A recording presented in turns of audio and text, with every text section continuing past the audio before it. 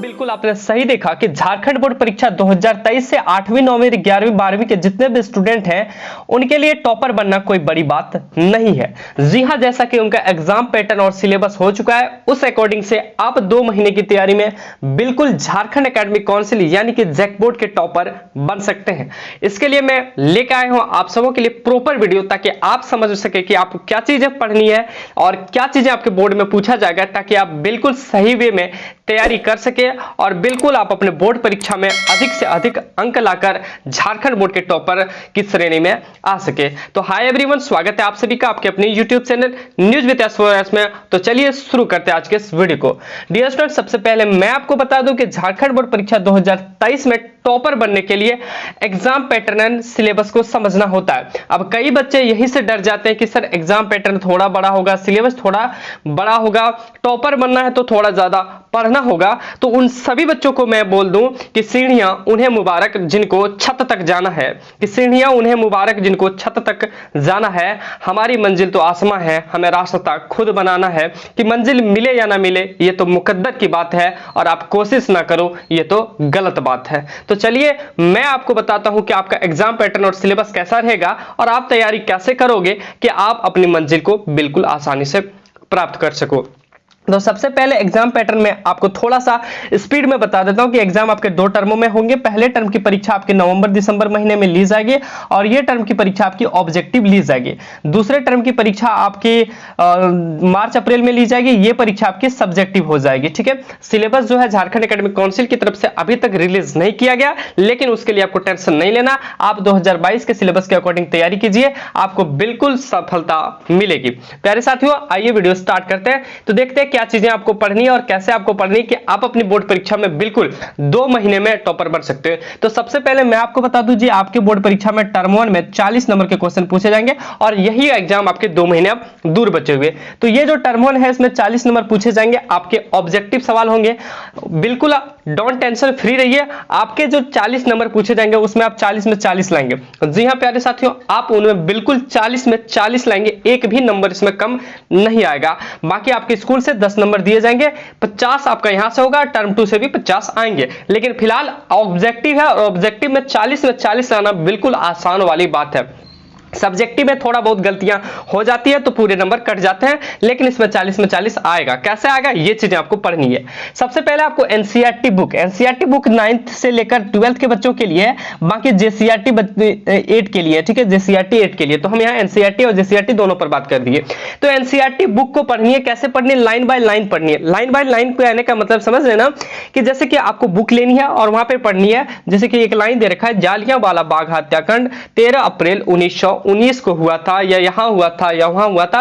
आप अगर mainly 3 book को एक तो मैथ, एक तो आपके साइंस के बुक को और एक सोशल साइंस एसएसटी, ये दोनों बुक को, और आप इसमें एक प्रेफरेंस ले सकते हैं हिंदी के बुक को। ये 3 बुक को अगर आप लाइन बाय लाइन पढ़ लेते हैं तो टेंशन फ्री रहिए, आपके बोर्ड एग्जाम में एक भी सवाल यहां से ही नहीं छूटेंगे, क्योंकि जितने भी सवाल पूछे जाते हैं सिर्फ और सिर्फ एनसीईआरटी बुक से ही पूछे जाते हैं, इससे बाहर कुछ भी नहीं आता। लेकिन कई बच्चे के ऐसे भी डाउट होते हैं कि सर हमें एनसीईआरटी पढ़ने से समझ में ही नहीं आता है। तो बिल्कुल भाई, हमें भी नहीं आता था। तो आप लाइन बाय लाइन पढ़िए, थोड़ी सी दिक्कतें आपको होगी।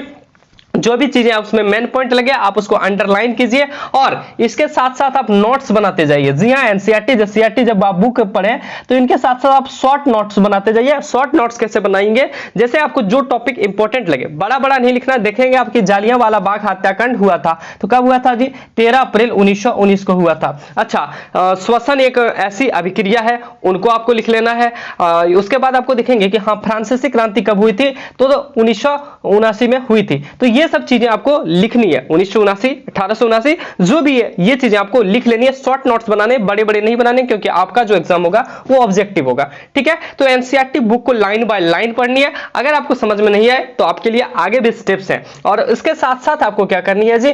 चैप्टर वाइज ऑब्जेक्टिव क्वेश्चन पढ़नी है। जी हाँ, चैप्टर वाइज, यानी कि आपके जो एक चैप्टर है आपने पढ़ लिया, उसका आप ऑब्जेक्टिव करना। अगर आपको वो समझ में नहीं आया, एनसीईआरटी आप नहीं पढ़ पाए, तो आपके लिए सबसे बढ़िया जो तरीका वो है रटंतु विद्या। ठीक है, रटंतु विद्या यानी कि आपको रटना पड़ेगा, याद करना पड़ेगा। तो चैप्टर वाइज आपको ऑब्जेक्टिव याद करने हैं। उसके बाद जो भी स्टूडेंट एनसीईआरटी कर लिए उनको भी पढ़ने हैं और जो नहीं किए उनको भी पढ़ने हैं। तो ऑब्जेक्टिव आपको चैप्टर वाइज करने हैं। जैसे कि आप चैप्टर, आपके हिंदी बुक में 4 चैप्टर हैं तो उन चारों चैप्टर को पढ़ने हैं। इंग्लिश में 5 चैप्टर, मतलब जिसमें जितने चैप्टर आपको दे रखे उनके आपको ऑब्जेक्टिव करने हैं।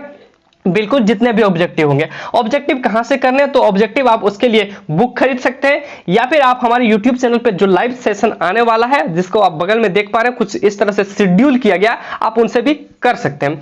बाकी आपको मॉडल पेपर करने हैं। जी हाँ, मॉडल पेपर बहुत ज्यादा इंपॉर्टेंट होता है और उम्मीद रखिए आपके जो मॉडल पेपर जारी होते हैं वहीं से आपके 40 से लेकर 70% तक सवाल पूछे जाते हैं। जो मॉडल पेपर रिलीज होगा उसी मॉडल पेपर से आपके जो बोर्ड एग्जाम होंगे उसमें 40 से लेकर 70% तक के सवाल उसी से रहते हैं। अब मॉडल पेपर जो है आपका अक्टूबर के पहले सप्ताह तक रिलीज होने के चांसेस है, तो उनका आप वेट कीजिए। फिलहाल में आप चैप्टर वाइज ऑब्जेक्टिव क्यों कीजिए, जितना हो ज्यादा हो सके सभी को पढ़ डालिए और मॉडल पेपर को तो बिल्कुल आपको छोड़ना ही नहीं है।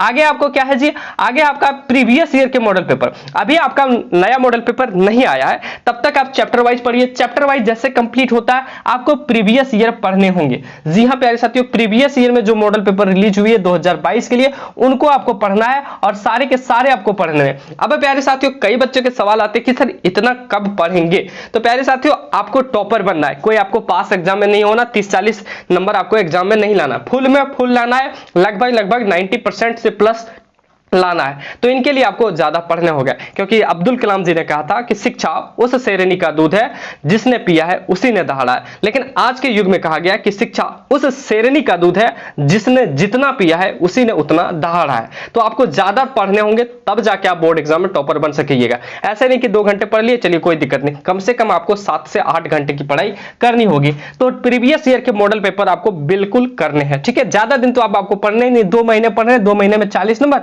और आगे आपको 2-3 महीने पढ़ने, उसमें बिल्कुल 6 महीने की तो आपकी बात है, 5-6 महीने में बिल्कुल आप आसानी से टॉपर बन सकेंगे। तो प्रीवियस ईयर के मॉडल पेपर आपको पढ़ने वो भी हम कराएंगे, टेंशन फ्री रहिए। बाकी है प्रीवियस ईयर के क्वेश्चन पेपर, आपके जो पिछले ईयर 2022 का एग्जाम हुआ था जितने भी स्टूडेंट का, आप उनसे कांटेक्ट कीजिए या फिर हमारे यूट्यूब चैनल पे द्वारा आपको समय आने पर उनको भी कराया जाएगा। तो प्रीवियस ईयर के क्वेश्चन पेपर आपको कराए जाएंगे जिसमें आपको क्वेश्चन जो पूछे गए थे पिछले साल उससे याद रखिए कि जो आपके प्रीवियस ईयर में यानी कि 2022 का जो एग्जाम हुआ था जिन स्टूडेंट के लिए, उनसे मुश्किल से मुश्किल अगर आप मान लीजिए ज्यादा हार्ड भी क्वेश्चन पूछे तो भी आपके प्रीवियस ईयर से 3 से 4 से 5 सवाल बिल्कुल रहेंगे। तो प्रीवियस ईयर को आपको बिल्कुल से बिल्कुल पढ़ना, लेकिन कैसे पढ़ना वो भी हम आपको बता रहे हैं। आगे ऑब्जेक्टिव बुक, आपको कोई एक ऑब्जेक्टिव बुक खरीद लेनी है। ऑब्जेक्टिव बुक अभी नहीं खरीदनी है, कब खरीदनी है? तो जब आपका मॉडल सेट आ जाएगा उसके बाद बाजार में एक ऑब्जेक्टिव बुक मिलेगी, उनको आप खरीद लेना। अब हम ऑब्जेक्टिव बुक को अभी प्रेफरेंस बताएंगे कि कौन सा आपको बुक खरीदना है, ये बुक तब हम बताएंगे जब आपका बाजार में जो है मार्केट में ऑब्जेक्टिव बुक रिलीज हो जाएगी। तो ऑब्जेक्टिव बुक खरीदनी है और उनको भी आपको रिवाइज करना है, बार बार पढ़ना है कि हाँ ये क्वेश्चन हमको करना है। अब बात आती है कि करना किस तरह से है। तो सबसे पहले आपको एनसीईआरटी बुक को पढ़ना है। ठीक है, एनसीईआरटी बुक पढ़ लिया मतलब ये नहीं कि पूरा एनसीईआरटी खत्म कर रहे हैं, जब तक खत्म नहीं होगा तब तक नहीं पढ़ेंगे, नहीं। एनसीईआरटी बुक मतलब एक चैप्टर आपने पढ़ लिया, उनका एक चैप्टर पढ़ते ही आप फटाक से उनका चैप्टर वाइज ऑब्जेक्टिव ढूंढिए। ये आपको नहीं मिले तो हमसे कॉन्टैक्ट कीजिए, व्हाट्सएप पे मैसेज कीजिए, नंबर आपको यहाँ पे दिख रहा है, व्हाट्सएप पे मैसेज कर सकते हैं या फिर आपको वीडियो भी मिल जाएगी। तो चैप्टर वाइज उनका ऑब्जेक्टिव पढ़िए, फिर उनका मॉडल पेपर एक चैप्टर जब कंप्लीट हो जाएगा तब नहीं, जब आपका हिंदी पूरा कंप्लीट हो जाए, मान लिया आप हिंदी में 4 चैप्टर है, हिंदी पूरा कंप्लीट हो जाए तो उनका आप मॉडल पेपर पढ़ लीजिए कि हाँ हिंदी में हमको मॉडल पेपर से एक भी क्वेश्चन नहीं छूट रहा है। अब मॉडल पेपर कंप्लीट हो जाए तो प्रीवियस ईयर के पढ़िए, जब तक नया नहीं आया तो आप प्रीवियस ईयर के भी पढ़ सकते हैं। जब आपके प्रीवियस ईयर के मॉडल पेपर भी कंप्लीट हो जाए तो प्रीवियस ईयर के क्वेश्चन पेपर पढ़िए। एक सब्जेक्ट कंप्लीट होगा उसका पूरा का पूरा धो डालिए, उसके बाद उनका ऑब्जेक्टिव बुक जब आएगा तो उनको पढ़िए। फिर आपका दूसरा सब्जेक्ट खत्म होगा, दूसरा सब्जेक्ट का एक चैप्टर खत्म होगा तो उसके बाद उनका ऑब्जेक्टिव कर लेना है। पूरा जब सब्जेक्ट खत्म हो जाएगा तो मॉडल पेपर कर लेना। मतलब कि आपको एक तरीके से पढ़ना है, बिल्कुल आसानी से आप अपना बोर्ड एग्जाम में अच्छे नंबर ला सकते हैं। और जहां तक हम बात करते हैं ऑब्जेक्टिव की, तो ऑब्जेक्टिव में 40 में 40 आप आसानी से ला सकते हैं। बस जो चीजें हमने बताई उनको आपको फॉलो करना है। एनसीईआरटी बुक को पढ़नी है। अगर आप, बिल्कुल मैं बता रहा हूं, अगर आप एनसीईआरटी बुक को नहीं समझ पा रहे हैं तो इनका यह मतलब नहीं है कि आप टॉपर नहीं बन पाएंगे। हाँ थोड़ी सी चूक हो सकती है कि आप नहीं बन पाए, लेकिन अगर आप एनसीईआरटी बुक को आपको समझ में नहीं आए तो आप रट्टा मार के भी झारखंड बोर्ड से टर्म 1 में 40 में 40 ला सकते हैं। जी हाँ प्यारे साथियों, रट्टा मार के भी 40 में 40 ला सकते हैं। तो उनके लिए आपको क्या करना है, चैप्टर वाइज ऑब्जेक्टिव पढ़ने हैं। अगर एक चैप्टर में 50 ऑब्जेक्टिव है और 50 के 50 आपने पढ़ लिए तो बोर्ड एग्जाम निश्चित तौर पर इसी से क्वेश्चन पूछेगा और इससे एक भी बाहर नहीं जाएगा। प्यारे साथियों, आज की वीडियो को यहीं एंड करते हैं, लेकिन उससे पहले हम आपसे एक कमेंट पाना चाहते हैं कि हाँ हम करेंगे, हम पढ़ेंगे। बिल्कुल, जितने भी स्टूडेंट देखें इनको एक कमेंट जरूर करें। साथ ही आप हमारे जो लाइव सेशन और जो रिकॉर्डेड सेशन स्टार्ट होने वाली है उनको भी आप जरूर से जरूर अटेंड करें। प्यारे साथियों, मिलेंगे आप सबों के बीच अगले वीडियो में। तब तक के लिए सभी को ऑल द बेस्ट। कोई कमेंट है तो डाउट है तो कमेंट सेक्शन में कमेंट करें। वीडियो अच्छी लगी तो वीडियो को लाइक कर दोस्तों में जरूर से जरूर शेयर करें ताकि उनको भी इनका बेनिफिट मिल सके। और साथ ही प्यारे साथियों, चैनल पे नए, चैनल को सब्सक्राइब नहीं किया तो सब्सक्राइब कर नोटिफिकेशन बेल को जरूर प्रेस कर लें, क्योंकि हम आपके लिए ऐसे ही ऑब्जेक्टिव क्वेश्चन साथ ही बहुत सारी चीजें लाते रहते हैं। और आप सभी को अंत में बोल दें टीचर डे की बहुत बहुत शुभकामनाएं।